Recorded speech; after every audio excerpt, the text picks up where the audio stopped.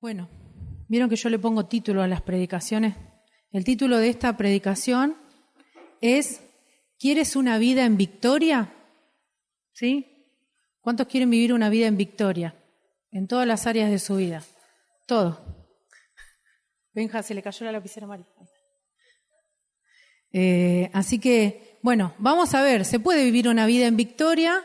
Entonces vamos a analizar y buscar, ¿sí?, qué es lo que Dios dice con respecto a esto en su palabra. Hace un tiempo que nosotros con los chicos del grupo Alabanza estamos haciendo estudios sobre alabanza y adoración, ¿sí? Uno de los íconos de la alabanza y adoración que está en la Biblia es el rey David, ¿sí? Entonces, bueno, estaba leyendo, como siempre tengo que preparar una palabra para los chicos, entonces como que siempre estoy buscando sobre la vida de David, cómo se manejaban en ese tiempo, ¿sí? Y encontré un versículo que está en los profetas menores, ¿sí? Un versículo raro, pero le vamos a buscar qué es lo que Dios quiere decir con este versículo. Habla sobre David en Amós 9:11. Dice, en aquel día levantaré la choza caída de David, repararé sus grietas, restauraré sus ruinas y la reconstruiré tal como era en los días pasados. ¿Sí? Acá empecé a buscar y para ver qué es lo que quería decir en el libro de Amós sobre la choza de David. David era un rey, que yo sepa, nunca vivió en una choza. Los reyes no viven en choza, ¿sí? Entonces empecé a buscar a qué se refería cuando hablaba de la choza de David. Entonces me tuve que ir a 2 de Samuel. Vayamos ahora a 2 de Samuel, el Antiguo Testamento. 6:17.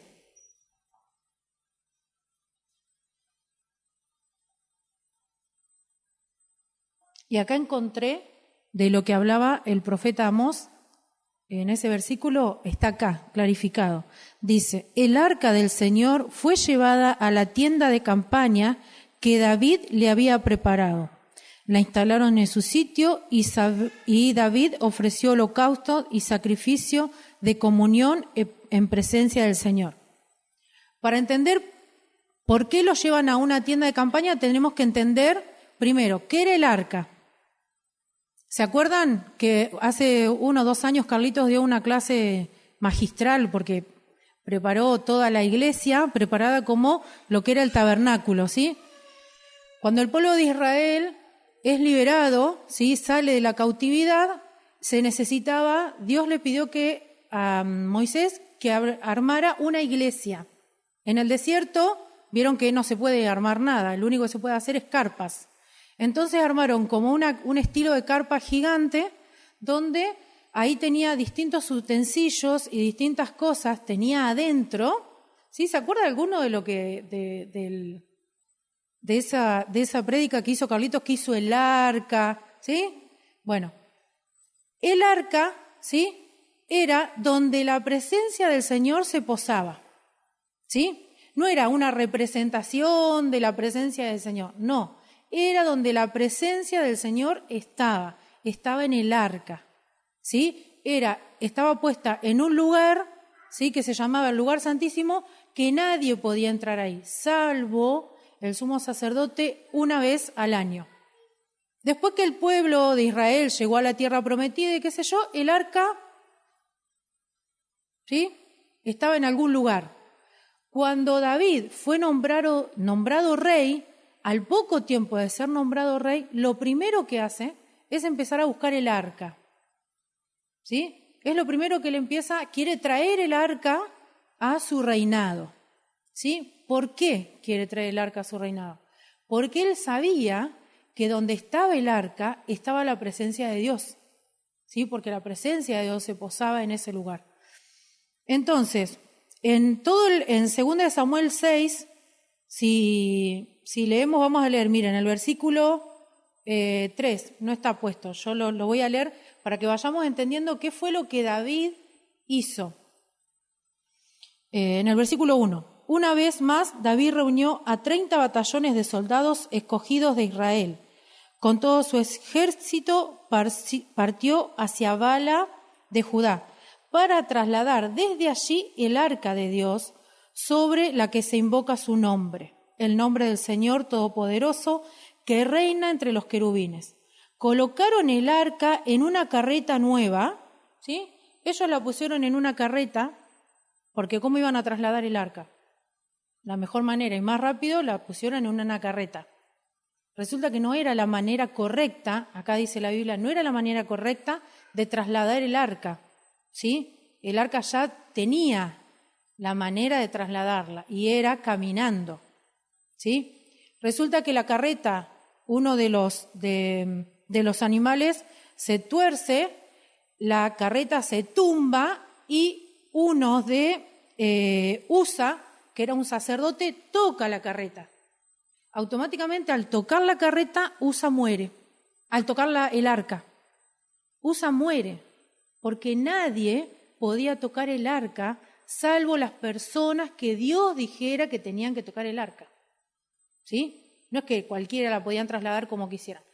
Ahí David tuvo temor del Señor, porque ahí se dio cuenta que la presencia del Señor no es broma, que la presencia del Señor no es yo me llevo esto y lo toco y me lo llevo. No, la presencia de Dios, cuando nosotros tenemos que ir a la presencia de Dios, tenemos que trabajar para ir a la presencia de Dios, ¿sí?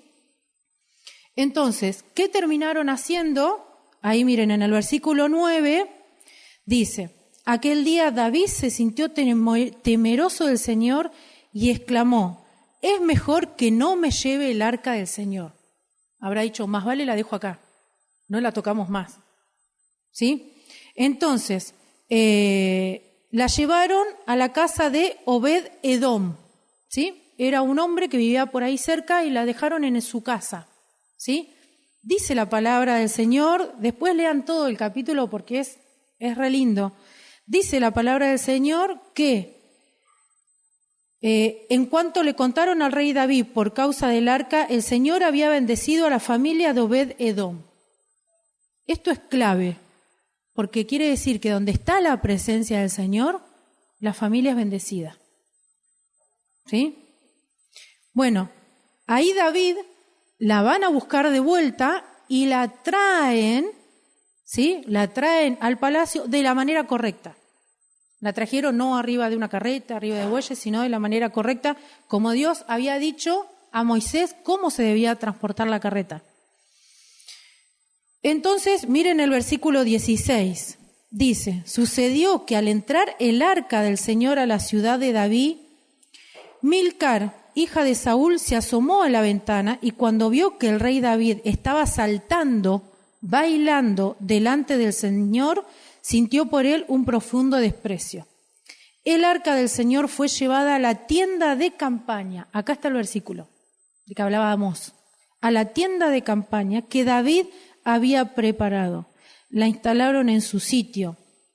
David ofreció holocaustos y sacrificios. Bueno, ahí dice, ¿no es cierto? Ahí está clarito. ¿Dónde estaba la tienda? Esa choza que habla Amós se refiere a esto, a una tienda de campaña, ¿sí? Que David había preparado para traer el arca, ¿sí? Porque él quería hacer un gran templo, que después si siguen leyendo la Biblia van a ver que él no logra hacer eso, porque Dios se lo prohíbe, lo termina haciendo su hijo, ¿sí? Pero esto me hizo pensar en un montón de cosas. Primero, me hizo pensar, ¿David qué era cuando trajo el arca? Rey. Él era rey, pero ¿qué reconocía? Reconocía que sobre él, que era un rey, había uno más grande que él. ¿Sí? Y eso es súper importante tenerlo nosotros en cuenta. Muchas veces nosotros nos creemos que, bueno, yo puedo tomar mis propias decisiones, yo puedo manejar mi familia como yo sé, como a mí se me antoja. Y no nos damos cuenta que por sobre nosotros tenemos un rey. Si queremos tener la bendición del Señor, queremos tener la presencia del Señor en nuestra casa, nunca debemos olvidarnos que Él es nuestro Rey, ¿sí? Decisiones de con quién amigos nos juntamos, de cuántas horas estoy en internet, de cuánto tiempo me la paso en la casa de mis amigos tomando mate y no buscando al Señor y no ocupándome de lo que corresponde. Vieron que es fácil irnos y perder el tiempo en un montón de cosas y no buscar realmente la presencia de Dios. Pero después sí queremos que el Señor nos bendiga. Sí, Señor, bendecime, esta decisión la tomé yo, bueno, Señor, bendecime. Cuando la cosa no es así, ¿sí? Dios tiene que guiarnos en las decisiones que debemos tomar. Los miro a ellos porque están todos hay un montón que este año egresan y yo me imagino que deben estar pensando, ¿y ahora qué hago? Y este año que fue raro. Busquen del Señor, chicos, no van a encontrar otra respuesta, ¿sí? Tienen que tener paz y tienen que buscar del Señor para tomar la decisión correcta, porque ustedes no son hijos de Claudia, de Marisa, de Emma, no son hijos de ellos, ustedes son hijos del Rey, entonces tienen que buscar la decisión correcta, ¿sí? Para sus vidas. Nosotros debemos tener a Jesús en primer lugar, en nuestra familia, en nuestras decisiones, en cuanto al pecado. ¿Cuántas veces nosotros, ¿sí? Decimos, bueno, y siempre peco, y siempre caigo en el mismo pecado, y me cuesta salir de este pecado? ¿Sí? ¿Cuántas veces nos pasa? ¿Cuántas veces nos pasa incluso cuando tenemos que tomar decisiones familiares? Bueno, en mi familia y en mi marido es así, ¿qué vamos a hacer? No, busquemos al Señor, busquemos traer la presencia del Señor a nuestra casa. Pero siempre lo vamos a poder lograr siempre y cuando nosotros reconozcamos la autoridad, ¿sí?, que tiene Jesucristo en nuestra vida. Vamos a leer el Salmo 139.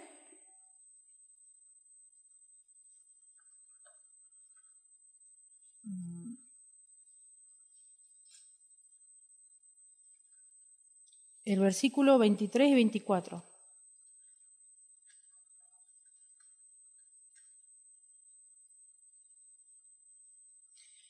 Dice, examíname, oh Dios, y sondea mi corazón, ponme a prueba, sondea mis pensamientos.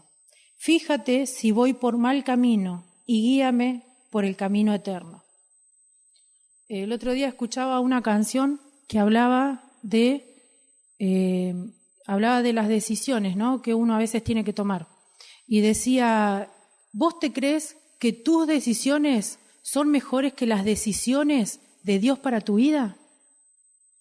Y me hizo pensar un montón, y yo digo, ¿cuántas veces nosotros tomamos decisiones y queremos que Dios acompañe nuestras decisiones? Y no nos damos cuenta que si buscamos primero el reino de Dios, Él nos va a marcar primero a dónde debemos ir, ¿sí? Siempre lo que Dios elija para nosotros siempre va a ser mucho mejor de lo que nosotros podamos creer que es lo mejor para nosotros. Por eso es tan importante tener en claro lo que dice la palabra de Dios, tener en claro lo que es la presencia del Señor. Si nosotros no menospreciamos la presencia del Señor, las cosas nos van a ir bien. Pero si nosotros en esta decisión la tomo yo y en esta le pido consejo al Señor, siempre va a haber algo que va a andar mal, ¿sí? Pero lo podemos lograr cuando nosotros reconocemos que Dios tiene la mejor decisión para nuestras vidas. Lo podemos hacer cuando nosotros reconocemos que el Señor es nuestro Rey, que el Señor es el que vino a salvarnos. En el Salmo 139 dice, cuán preciosos son tus pensamientos, Señor, cuán inmensa es la suma de ellos.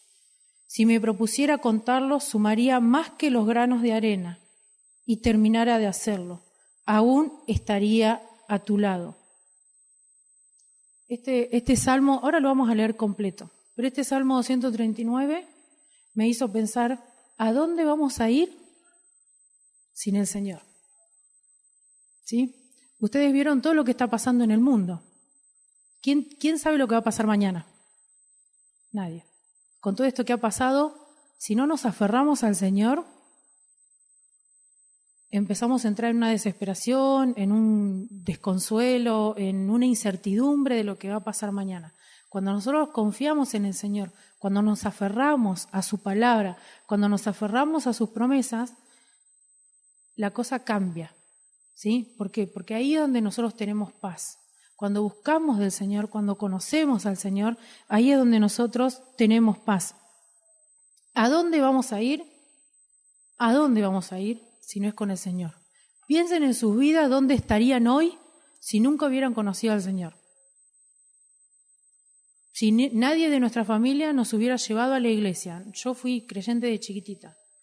Pero la vida que me esperaba si mi mamá y mi papá no hubieran ido a la iglesia era terrible, porque mi papá tomaba muchísimo, mi mamá hacía un montón de cosas para atraerlo a mi papá y mi papá no le importaba nada. Gracias a Dios que ellos conocieron al Señor y nos involucraron en la vida de la iglesia. Pero ¿dónde hubiera estado yo? Yo pensaba el otro día, ¿dónde hubiera estado yo? Si hubiera crecido viendo a mi papá borracho, ¿a dónde hubiéramos estado? Si Dios no nos hubiera rescatado de nuestra vida, no hubiera rescatado a nuestros padres, ¿dónde estaríamos nosotros? ¿Sí? Y esto nos hace una total dependencia de Él. Nos hace dependientes de su presencia, nos hace dependientes de la búsqueda de Dios. Tenemos que ser gente que busca a Dios. ¿Les digo una noticia? Esto no va a mejorar.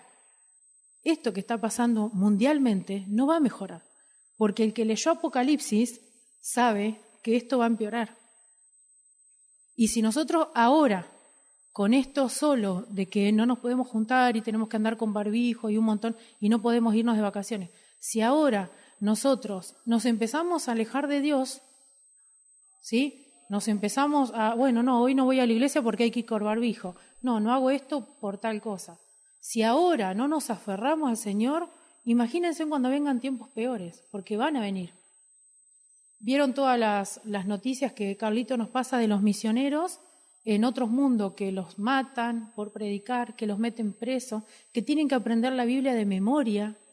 ¿Sí? ¿Ustedes se creen que eso no va a llegar acá? ¿Sí? Va a llegar, porque Dios lo dice en su palabra.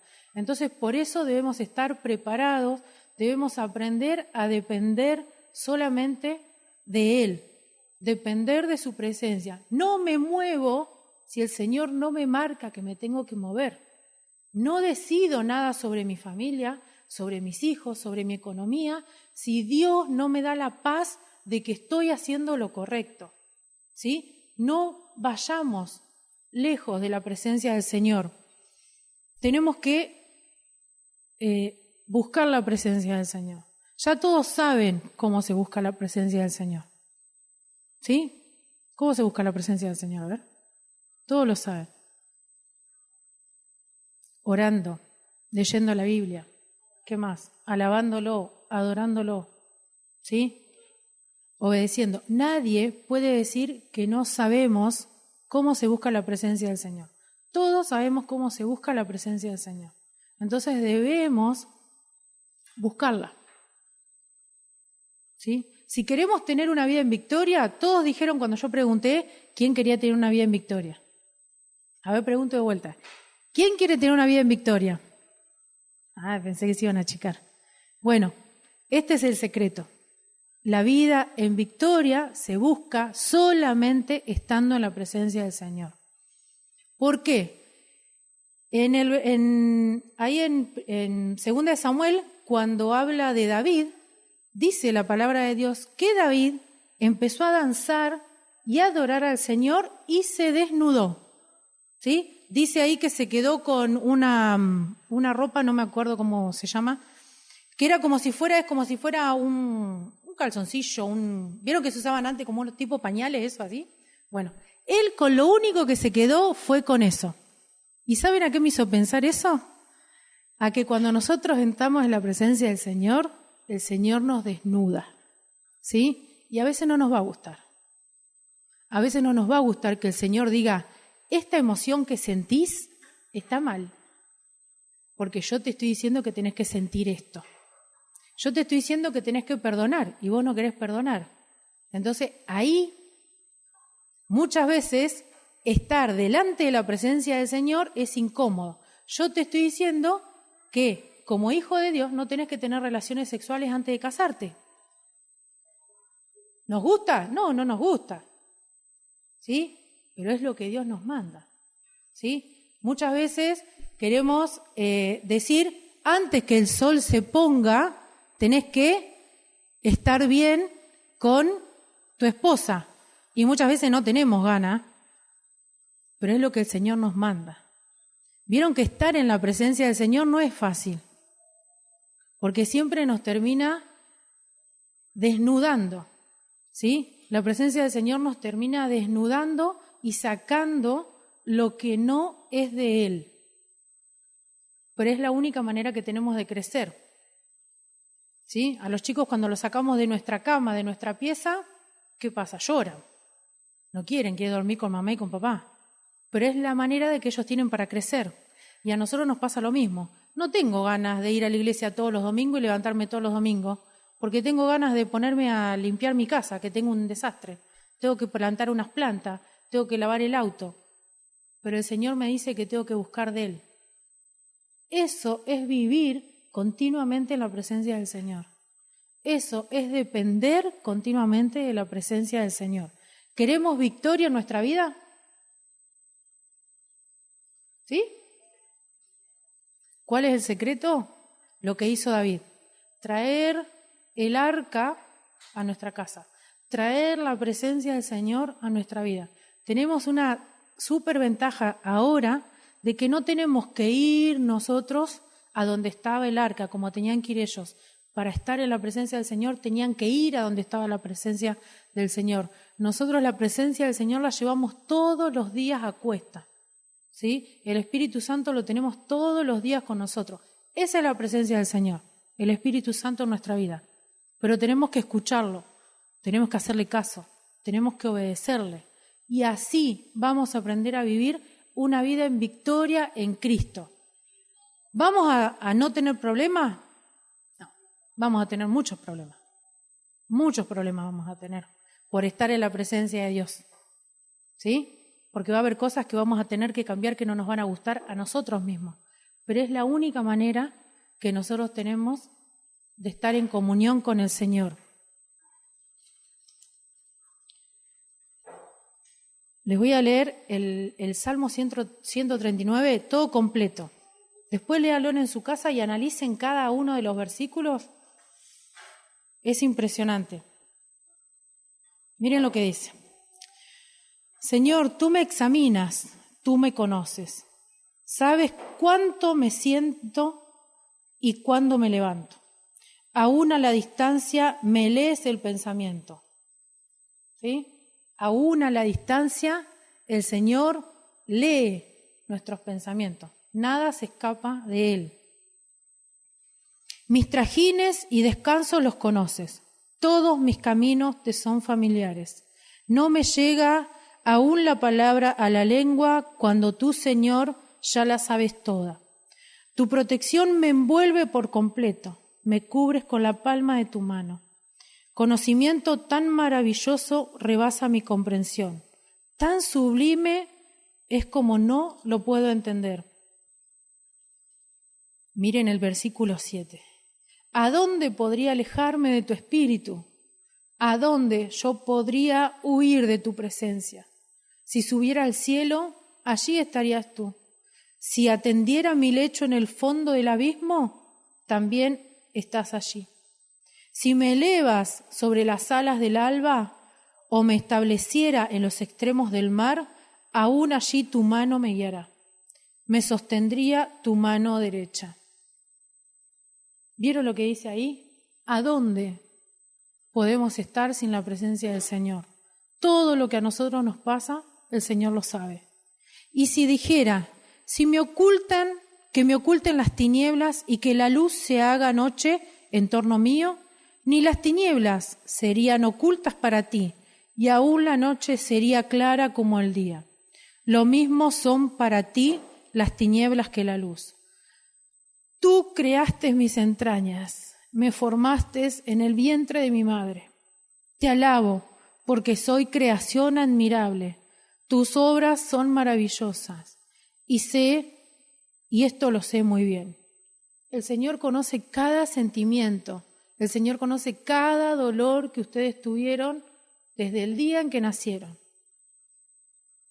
Cada sentimiento de abandono, cada sentimiento de no poder perdonar, de que los han juzgado, cada sentimiento Él lo conoce. ¿Sí? ¿A dónde estaríamos mejor que no en su presencia? Tus ojos vieron mi cuerpo en gestación. Todo estaba escrito en tu libro. Todos mis días se estaban diseñando.